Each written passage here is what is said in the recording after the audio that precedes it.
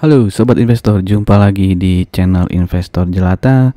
Kali ini saya akan membahas ya saham pabrik keramik ya, Arwana ya, dengan kode ticker ARNA ya, ARNA. Dimana ARNA ini 1 tahun 2 tahun belakangan ini agresif ya, menambah pabrik baru ya, bahkan di tahun depan juga ya ada pabrik baru lagi yang akan rencananya dibangun gitu ya.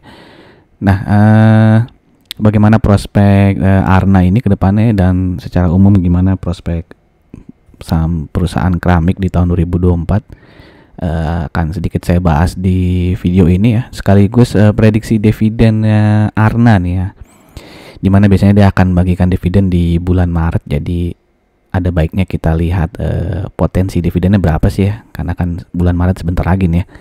Dan biasanya kalau udah pengumuman dividen sih harganya akan naik ya kalau dividennya jumbo gitu ya. Makanya lebih baik kita cari tahu dulu nih potensi dividennya jauh-jauh hari sebelum pengumuman pembagian dividen. Oke, jadi silakan untuk teman-teman berminat untuk disimak sampai akhir ya. Nah, sebelum saya mulai ya, saya ingin menginfokan juga beberapa prediksi dividen jumbo ya, terutama dari saham terkait sektor batubara, di mana ada PTBA, ITMG, ABMM ya. ABMM ini yang satu-satunya saham batubara yang sampai kuartal 3 tahun 2023 itu yang profitnya naik ya. Sedangkan saham-saham batubara lain kan turun ya profitnya. Dan juga ada prediksi dividen dari UNTR ya. Dan juga untuk teman-teman yang dividen hunter nih ya, atau yang tipe investasi adalah dividen investing, mungkin ini cukup menarik ya. 10 dividen yield saham terbesar ya di 5 tahun terakhir, itu saham apa aja udah saya list di video ini ya. Nanti semua video ini termasuk juga ada beberapa video lain ya, seperti Astra gitu ya, yang sudah saya buat juga, bisa teman-teman cari linknya di kolom deskripsi, atau nanti bisa oprek-oprek lah ya channel Investor Jelata gitu ya, dicek aja di playlistnya gitu ya. Oke, kita mulai sekarang ke ARNA ya, dimana ARNA ini didirikan pada tahun 1993 ya, 22 Februari 1993 ya. Bidang usahanya ya industri keramik aja gitu ya. Dan dia masuk ke bursa saham ya, alias IPO itu mulai tahun 2001 ya. Saat itu dia masuk papan pengembangan, lalu 3 tahun kemudian di tahun 2004 dia masuk papan utama. Jadi ini salah satu saham yang IPO terus sukses ya, karena naik kelas dari papan pengembangan ke papan utama. Oke, kita lihat komposisi pemilikan sahamnya, di mana komposisi kepemilikan masyarakat cukup besar ya di saham ini ya, 46,68% nih. Lalu ada PT Supra Kreasi Era Dinamika dengan 14,51%, dan ada perorangan ya, Tandean Rustandi ya, sekaligus dia pengendali ya. Kalau nggak salah sih Bapak Tandean ini juga yang mengendalikan PT Supra Kreasi ya. Jadi Bapak Tandean ini direksi juga ya, memiliki 37,32%. Lalu ada beberapa komisaris dan juga direktur lainnya yang memiliki 0,04% dan 0,2% dari saham ini. Lalu kalau kita lihat ya, setahun terakhir ini komposisi dari investor lokal dan asingnya ya, itu lokalnya 66,67% dan asingnya alias foreignnya itu 33,33% ya. Oke, ini adalah lokasi pabrik dari ARNA ya. Saat ini ada 6 lokasi ya, 5 ya, di Tangerang ini yang pertama, lalu di dekat Tangerang di Serang itu plan keduanya yang didirikan tahun 97 ya. Lalu yang lokasi ketiga di Gresik ya, didirikan tahun 2022, lalu di 2002, lalu di Ogan Ilir ya di Sumatera Selatan tahun 2013, lalu di Mojokerto plan kelimanya ya di tahun 2016 ya. Lalu pabrik-pabrik ini nih ada berkembang ya. Jadi misalnya plan 5 itu ada plan 5A, plan 5B, dan plan 5C ya. Jadi dia mungkin dia beli tanah cukup besar ya, lalu dibangun bertahap ya. Sedangkan kalau yang di Tangerang ini dan di Serang ya, setahu saya sudah penuh nih lahannya, jadi tidak bisa diperluas lagi gitu, karena terkait dengan lahan yang sudah tidak cukup gitu ya. Lalu ini beberapa produk dari ARNA ya. Jadi ini nama dagangnya ya, ada yang Arwana Keramik, lalu ada Uno nih, kalau nggak salah Uno ya. Lalu ada yang Arna saja gitu ya. Jadi ada 3. Dan ini desain-desain barunya di tahun 2022 ya. Sekaligus ukuran-ukuran keramik ya. Nah, ini pertumbuhan subdistributor dan outlet dari Arna ya. Ini totalnya ya. Bisa dilihat dari tahun 2013 sampai 2022 ada 4 penambahan subdistributor, tapi outletnya naik cukup banyak nih ya. Yang dulunya 2013 itu 17 ribuan, sekarang di tahun 2022 sudah 35 ribuan ya. Jadi yang di dalam kurung ini adalah persentase kenaikan jumlah outlet. Dimana di outlet subdistributor maupun outlet di Sumatera, Jawa, Bali, Kalimantan dan Sulawesi itu selalu naik ya. Bisa teman-teman lihat. Misalnya di Sulawesi pun naik tuh ya, outletnya naik ya, walaupun subdistributornya selalu sama. Yang 10 tahun lalu itu di 959, sekarang sudah di 1900-an ya outletnya. Tapi kalau yang di Ambon bisa lihat di sini udah tutup ini berarti ya, karena dulu ada 1 subdistributor dan 40 outlet, sekarang di tahun 2022 udah nggak ada sama sekali, jadi kayaknya ditutup ya. Lalu untuk di Sorong ya stagnan ya, begitu-begitu saja. Di Jayapura juga ya dari tahun 2013, dari tahun 2015 sampai 2022 itu tetap ya outletnya 30, subdistributornya 1 ya. Jadi memang kurang berkembang ya, terutama di Ambon ya, karena ada sampai tutup ya. Tapi di tempat lain itu berkembang cukup pesat ya. Lalu ini adalah pertumbuhan produksi dari Arna ya, bisa dilihat dari tahun ke tahun relatif selalu naik ya. Mungkin ada penurunan di tahun 2015 saja nih, ada penurunan pertumbuhan produksi ya. Lalu bisa dilihat juga produksi di tahun 2022 itu adalah 70,6 juta meter persegi ya, dimana itu kapasitas terpasangnya kan cuma 64 jutaan ya. Jadi dia utilisasi pabriknya ini 100% lebih ya. Jadi dia bisa memproduksi 10% di atas kapasitas terpasang pabrik-pabriknya si Arna ini ya. Jadi memang sekarang nggak heran kalau dia selalu membangun pabrik-pabrik baru ya, karena memang kapasitas terpasang itu terpakai ya, malah melebihi dari kapasitas terpasang ini produksinya ya. Oke, lalu Arna juga berusaha untuk melakukan efisiensi ya, biaya produksi. Ini yang paling atas ini adalah penggunaan gas ya, per meter persegi keramik yang dibuat ya. Jadi jumlah gas yang digunakan per meter kubik keramik yang dibuat ya. Jadi ini normal meter kubik per meter square ya, per meter persegi keramik yang dibuat ya. Jadi meter kubik ini adalah jumlah gas ya. Bisa dilihat di tahun 2015 itu 1,96 meter kubik gas dibutuhkan ya untuk tiap 1 meter persegi keramik ya. Lalu dia melakukan efisiensi yang cukup berhasil ya, sampai sekarang turun ke 1,35 saja ya. Jadi sekarang dia hanya membutuhkan 1,35 meter kubik gas untuk tiap membuat 1 meter kubik, 1 meter persegi keramik ya. Jadi usaha efisiensi cukup berhasil ya, sehingga dia bisa melakukan penghematan di tahun 2022 ya, dibandingkan tahun 2021 itu penghematan 27,18 miliar dari penggunaan gas ya. Lalu untuk biaya produksi untuk membuat body ya, body itu mungkin dia pas melebur bahan baku keramiknya lalu dicetak ya, lalu glass itu kalau nggak salah untuk permukaannya. Lalu juga ada biaya spare part ya, dimana semuanya ini kalau di subtotal biayanya itu ada penurunan ya, dari 9.085 rupiah menjadi 8.620 ya. Jadi penghematan yang dilakukan di tahun 2022 dibandingkan 2021 ada 30,98 miliar ya. Lalu ada biaya fixed cost lainnya ya. Itu juga biaya bisa melakukan penghematan hampir 17 miliar. Jadi total penghematan di tahun 2022 dibandingkan 2021 ya untuk biaya produksi itu cukup besar ya, 75,14 miliar. Jadi perusahaannya cukup bagus nih ya, karena dia memikirkan juga penghematan dari energi maupun biaya produksi lainnya ya. Nah, ini pabrik-pabrik plan 1, plan 2 ya, yang sudah dari tahun 95 dan 97, dan bisa teman-teman lihat sini kapasitas produksinya dan ISO yang sudah didapatkan dari pabrik-pabrik ini.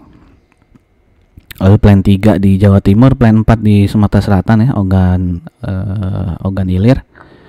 Di mana bisa dari sini ya, kalau produksi awalnya itu 8 juta meter persegi per tahun, terus di tahun 2022 itu naik ya, 12 juta meter persegi per tahun. Begitupun untuk yang di Gresik ya, Di tahun 2022 di awalnya 3,6 juta saja, terus sekarang di tahun 2022 sudah menjadi 18 juta meter persegi per tahun ya. Jadi peningkatan cukup banyak deh dari kapasitas produksi pabrik tersebut. Lalu Plan 5 ini di Mojokerto ya. Dan di sini dia bukan sedang ya. Kalau Plan 5C ini sudah diresmikan ya, karena kan ini di awal tahun ya, diprediksi akan beroperasi Februari 2023. Nah, itu sudah diresmikan ya sekarang ya. Di bulan September ya, inaugurasi pembukaan pabrik 5C ya. Di September 2023. Lalu mereka juga punya rencana ya di Ogan Ilir membuat pabrik baru ya, Plan 4C ya. Jadi sudah ada 4A 4B dan saya sekarang berniat membangun plan baru 4C ya, yang targetnya di tahun ini ya, tahun 2024 ya. Oke, selain 4C dia juga berniat untuk membangun plan baru ya, plan 6, lokasi terbaru nih berarti ya, pabrik ke-6 ya, dan itu mereka berniat di Jawa Barat ya. Jadi ini kan plan 4C akan dibangun di Palembang ya, dan pabrik ke-6 berencana di Jawa Barat ya.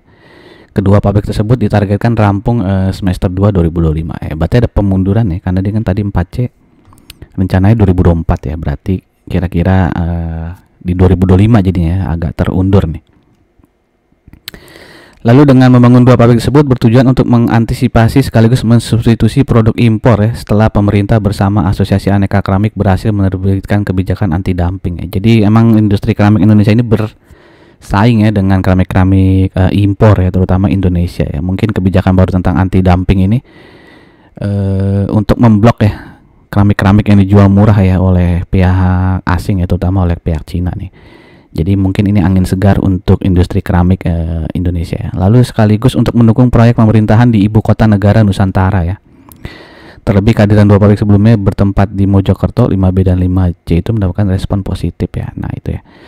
Dan ini ya, ini salah satu kelebihan Arna juga ya, sudah punya 5 pabrik ya di 5 tempat berbeda, dan ini menjadikan kami sebagai satu-satunya perusahaan keramik di Indonesia yang memiliki 5 pabrik dengan lokasi yang berbeda. Nah jadi mungkin pertama bisa cek ya perusahaan-perusahaan keramik lain seperti Mulia Keramik itu pabriknya ada berapa gitu ya. Nah, yang pasti si Arna ini mengatakan dia punya pabrik yang paling banyak ya lokasinya ya, apalagi nanti ditambah yang lokasi ke-6 di Jawa Barat gitu ya.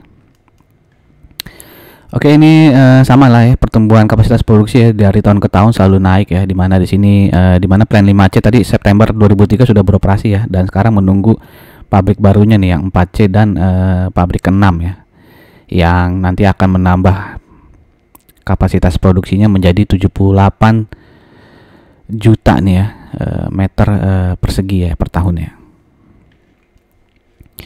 Nah kemudian di pabrik Espos di bulan Maret 2023 ya, udah setahun lalu, itu ada pertanyaan tentang ekspansi ya. Jadi manajemen menjelaskan kalau perusahaan berekspansi karena based on data ya. Nah salah satu datanya itu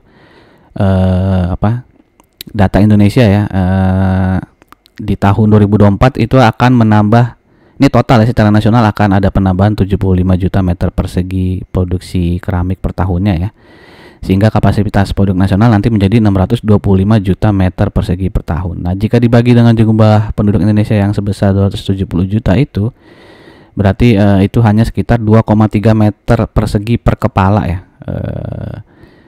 keramik ya, 2,3 meter persegi. Nah kalau di negara lain ya, misalnya di Malaysia dan Thailand, rata-ratanya itu sudah 3 meter persegi per kapita ya. Jadi ada perbedaan 0,7 meter persegi per kapita alias per kepala ini ya. Bahkan Vietnam sudah mencapai 5 meter persegi per kapita nih produksinya, sedangkan rata-rata dunia itu 2,5 meter persegi per kapita ya. Jadi ada selisih, kalau average dunia ya 2,5 versus 2,3 ya. Nah kalau 270 juta penduduk itu dikalikan 2,5 meter persegi itu yang rata-rata dunia, berarti Indonesia membutuhkan keramik sekitar 700 juta meter persegi per tahun ya. Sedangkan produksi nasional Indonesia kan di 2024 diprediksi hanya 625 juta dolar, 625 juta meter persegi per tahun ya. Jadi masih ada selisih itu ya, kemampuan produksi dengan demand keramik di Indonesia gitu ya. Nah Kalau melihat ke depan industri keramik sangat menjanjikan ya, sehingga bagi perusahaan adalah bagaimana speed up untuk mencari lokasi-lokasi baru pabrik maksudnya ya, supaya bisa mengikuti pertumbuhan permintaan keramik Indonesia ya. Jadi data ini yang mereka gunakan ya, sehingga mereka yakin dengan perkembangan industri keramik Indonesia, sehingga mereka masih berencana untuk membangun pabrik lokasi ke-6 tadi di Jawa Barat ya. Nah, hal ini berkaitan juga dengan potensi pasar ya. Jadi belum dikalkulasikan dengan pembangunan ibu kota negara ya, yang dimana pemerintah sudah membuat regulasi yang sangat baik dari Kementerian PUPR, yaitu pelarangan pemanfaatan produk bahan bangunan impor. Nah, untuk pembangunan infrastruktur dan properti di IKN ya. Jadi ini salah satu langkah yang cukup baik ya dari pemerintah ya. Jadi untuk membangun IKN itu ya, untuk infrastruktur dan properti dilarang untuk menggunakan bahan bangunan impor ya. Nah, ini mungkin salah satu angin segar ya untuk industri keramik Indonesia ya, maupun industri semen gitu ya. Itu kalau IKN dibangunnya berjalan lancar gitu ya. Nah, ada syaratnya juga ya. Nah, kalau tiba-tiba IKN-nya tidak lancar ya tidak ada pengaruhnya juga gitu ya, karena tidak memerlukan bahan bangunan berarti kalau tidak ada pembangunan ya. Jadi tadi ada potensinya ya, karena per kapitanya itu masih kecil ya dibandingkan average dunia, apalagi dibandingkan dengan Vietnam gitu ya, sehingga masih ada potensi untuk menaikkan kapasitas produksi dari keramik di Indonesia ya. Dan tadi anti dumping tadi ya, yang sehingga bisa membuat keramik Indonesia itu bersaing dengan keramik-keramik impor ya, terutama dari Cina ya.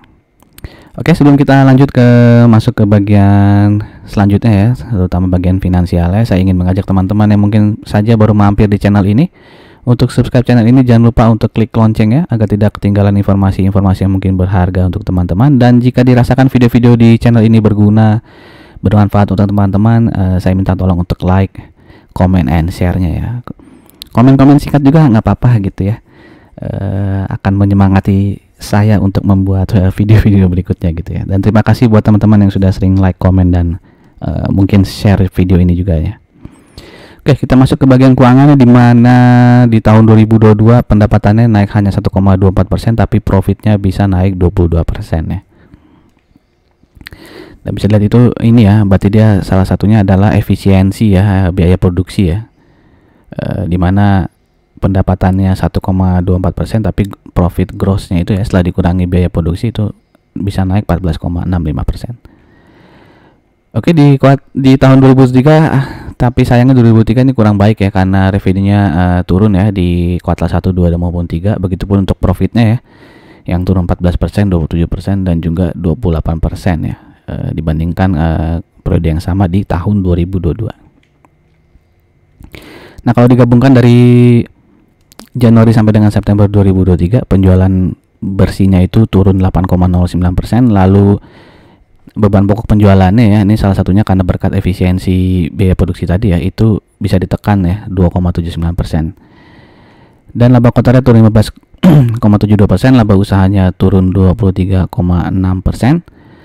Dan laba bersih yang bisa didistribusikan kepada pemilik entitas itu turun 23%. Oke, kita masuk ke bagian rasio ya. Ini kita bandingkan dengan saham-saham keramik lainnya ya. Ada Mulia Keramik nih ya, MLIA, ada CAK ya, dan juga IKI ya. CAK ini yang pemiliknya siapa? Pak Hermanto Tanoko ya, yang memiliki ini juga ya, Cleo dan juga Avia gitu ya. Dan bisa dilihat di sini earning per share-nya MLIA yang paling tinggi ya, Rp85,84, dan CAK ini di September ternyata merugi ya, dari Januari sampai September ya di tahun ini ya. Lalu untuk PR-nya ya, Mulia yang paling kecil 5,22, dan yang disusul oleh Arna ya, dimana CAK itu negatif, dan IKI luar biasa nih PR-nya 416 ya. Untuk PBV juga Mulia ya lebih murah ya dibandingkan Arna ya, 0,61 ya, sedangkan Arna itu 2,84, dan CAK 0,95, dan IKI 0,89 ya. Nah, tapi kenapa PBV Arna ini bisa lebih besar? Ya, wajar saja karena dia return on equity-nya ya, ROE-nya itu paling besar ya, 25,05%. Bahkan dia lebih dari 2 kalinya ROE-nya si Mulia ya. Jadi masih dianggap wajar kalau dia PBV dan PER-nya itu lebih tinggi ya dibandingkan Mulia ya. Sedangkan CAK ya, karena dia merugi, masih merugi di sampai September 2003 itu negatif ya. Sedangkan IKI hanya 0,22%. Nah, untuk hutang juga ini ya, DER-nya ya, debt to equity ratio-nya itu Arna yang paling kecil ya. Ya, Mulia juga kecil sih, tapi kalah tipis lah ya, 0,42 versus 0,43. Sedangkan CAC itu hutangnya cukup banyak ya, dengan DER 1,18. Nah, kalau industri keramik ini masuk ke industrial ya, subsektornya adalah industrial goods. Bisa dilihat di sini PBV rata-ratanya 1,57. Berarti si Arna ini cukup jauh di atas rata-rata PBV subsektornya. Untuk PER 5,86 ya, Arna juga di atas rata-rata subsektor ya. Sedangkan untuk DER 0,6 rata-ratanya ya. Jadi Arna itu di bawah rata-rata DER subsektornya. Nah, bagaimana kalau dibandingkan dengan histori dari Arna itu sendiri ya? Ini adalah data per 5 tahun terakhir, di mana rata-rata per 5 tahun terakhir dari Arna di 14,7an ya, dan saat ini dia diperdagangkan di per sekitar 11, ya, sehingga masih bisa dianggap ini under value ya, jika dilihat dari histori 5 tahun terakhir Arna. Nah, untuk PBV 5 tahun terakhir rata-ratanya adalah 3,8 ya. Jadi saat ini dia diperdagangkan di sekitar 3 ya. Jadi cukup jauh juga ini ya. Masih ada selisih cukup jauh untuk PBV-nya. Jadi kita bisa bilang juga ini under value ya, berdasarkan histori PBV 5 tahun terakhir. Oke, ini adalah chart dari Arna ya. Bisa dilihat di sini sebelumnya ada support cukup kuat ya, support sejak tahun 2021 nih di 685, dan itu ditembus ya di bulan Oktober atau di awal Oktober ya. Lalu dia lanjut turun terus ya menuju ke support berikutnya di 625. Nah, 625 ini belum jebol ya. Kalau jebol ya berarti support berikutnya di sekitar 585 rupiah ya. Nah, ini tadi support yang 625 ya. Nah, itu belum tembus ya, karena dia paling rendah di 620 mungkin ya. Nah, ini seperti ada double bottom ya, 620 dites, belum tembus ya kedua kalinya, dan setelah itu dia langsung naik ya. Dan saat ini dia sudah berada bahkan di atas EMA 100-nya nih ya. Oke. Dan EMA 20-nya sebentar lagi akan cross dengan EMA 50. Jadi secara short term bisa dibilang ini sedang uptrend ya. Mungkin ya sebulan terakhir ini dia uptrend ya, dan bisa dilihat di sini volumenya cukup naik banyak nih ya. Terutama di hari apa nih berarti ini, hari Rabu lah ya, lalu mulai melandai lagi volumenya ya, dan dia sudah break resisten di 710 715 ya. Kalau melihat volumenya mungkin dia akan istirahat sebentar lah ya, atau dia akan tes lagi ya yang tadi jadi resisten ya, apakah dites apakah bisa jadi support ya, mungkin dia akan turun lagi ke sekitar 710 715 gitu ya, atau mungkin untuk ngegocek retail dia akan jebolin 710-nya ya, mungkin dia akan turun lagi ke 700 gitu ya. Nah, itu secara teknikal ya, kalau mau trading ya bisa teman-teman lihat resikonya ya. Kalau dia turun ke 710 lalu mantul lagi ya, ya itu berarti kemungkinan dia akan menuju ke target berikutnya, mengetes resisten di 780 795. Jadi teman-teman silakan hitung-hitung lah resikonya ya kalau mau trading atau swing di saham Arna ini ya. Jadi stop lossnya bisa teman-teman pasang di berapa gitu ya, silakan ya, karena kan setiap orang berbeda-beda ya, bisa menanggung kerugian berapa persen gitu ya. Mungkin bisa pasang stop loss di 690 atau di 700 gitu ya. Oke, sekarang kita masuk ke dividennya ya, dimana 3 tahun terakhir dividen payout ratio dari Arna di sekitar 67 dan 69% ya. Jadi cukup besar dividen payout ratio-nya, dan bisa dilihat di sini ya, seperti thumbnail ya, saya bilang di 5 tahun terakhir dia selalu membagikan dividen di bulan Maret ya. Oke, kita lihat sekarang earning per share dari Arna ya. Di kuartal 1 itu 19 rupiahan, lalu turun ke 13,39, lalu di kuartal 3 naik lagi menjadi 14,86 rupiah. Dan kalau ditotalkan sampai September, earning per share-nya itu adalah 48,04 rupiah. Kalau kita asumsikan ya, kuartal 4 itu performance-nya mirip dengan kuartal 3 ya. Kita buletin aja 14 rupiah gitu earning per share. Berarti sampai Desember nanti earning per share-nya adalah 62,04 rupiah. Nah, kalau kita asumsikan dividen payout ratio-nya sama seperti tahun lalu dan di tahun 2021 yaitu 69%, berarti dividennya adalah 42,8 rupiah ya. Dan kalau kita gunakan harga penutupan di hari Jumat kemarin ya, di hari Jumat, karena video ini ya, masih menggunakan data di hari Jumat nih ya, Rp725 ya, penutupan di hari Jumat. Itu berarti potensi dividen yieldnya adalah 5,9% ya. Nah, kalau kita asumsikan ya earning per share-nya itu di kuartal 4 adalah Rp16 ya, itu didapat dari kita rata-ratakan ya earning per share kuartal 1 ditambah kuartal 2 tambah kuartal 3 terus dibagi 3 ya. Itu dapat Rp16 ya. Jadi kita asumsikan kuartal 4 itu sekitar Rp16. Berarti earning per share sampai Desember itu Rp64,05. Kalau dividen payout ratio-nya kita anggap sama ya 69%, berarti dividennya potensinya Rp44,19 dan menggunakan harga yang sama tadi ya, harga saham di Rp725, berarti dividen yieldnya sekitar Rp6,09 gitu ya. Mungkin yang punya Arna di bawah harga 700 mungkin akan ini ya, seneng lah ya, karena potensi dividen yieldnya akan lebih besar ya. Oke, itu saja informasi dari saya. Jika teman-teman punya pendapat yang berbeda atau mungkin setuju dengan prediksi dividen dari saya, silahkan tuliskan di kolom komen ya. Apakah Arna ini masih menarik ya atau tidak ya untuk dikoleksi ya, atau mendingan Mulia gitu. Tapi Mulia setahu saya jarang ya, tidak serutin Arna dalam membagikan dividen gitu ya. Walaupun tadi PBV dan PR-nya lebih kecil ya, tapi kan ROE dari Mulia itu lebih kecil juga dibandingkan Arna ya gitu ya. Atau ada malah yang suka koleksi cak ya, silahkan aja tuliskan di kolom komen pendapat teman-teman. Feel free to write your comment in the comment column ya. Oke, saya tunggu pendapat dari teman-teman. Sampai jumpa lagi di video-video berikutnya. Sekali lagi ini disclaimer on ya, tidak ada ajakan untuk membeli pun atau menjual. Saya hanya sharing informasi yang mungkin bisa menjadi referensi teman-teman ya dalam melakukan riset pribadi sebelum melakukan aksi beli ataupun jual sebuah saham. Oke, sampai jumpa di video berikutnya. Salam jelata.